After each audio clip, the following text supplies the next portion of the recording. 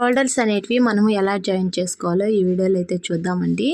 First అయితే మనము back పార్ట్ని అయితే రాంగ్ వైపు వచ్చేసి కింద వైపు ఉండే విధంగా, అలాగే రైట్ సైడ్ వచ్చేసి పై వైపు ఉండే విధంగా పెట్టుకోవాలి. అలాగే ఫ్రంట్ పార్ట్ కూడా కింద వైపుకి రైట్ సైడ్ ఉండే విధంగా, పై వైపుకి రాంగ్ సైడ్ ఉండే విధంగా ఈ విధంగా పెట్టుకోవాలన్నమాట. అలాగే హుక్స్ పట్టి ఆ కాజా పట్టి ఎదురుగుండా వచ్చేలాగా చూసుకోవాలన్నమాట.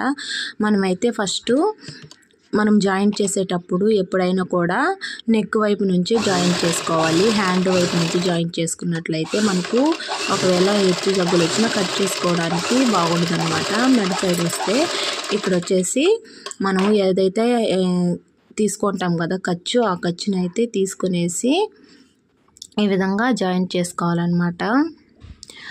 ఇప్పుడు ఒకటి జాయింట్ చేసుకున్నాం కదా, అలాగే రెండో వైపు కూడా జాయింట్ చేసుకోవాలి. మనము వీడియోలో చూపిస్తున్న విధంగా 1/2 ఇంచ్ అనేది ఖర్చు వదులుకుంటాం కదా, ఆ ఖర్చు వదులుకొని జాయింట్ చేసుకోవాలి.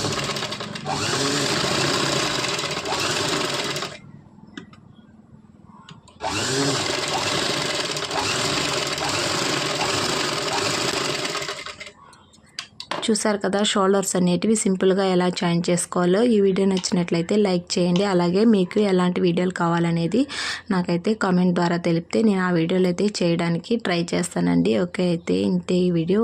Bye bye.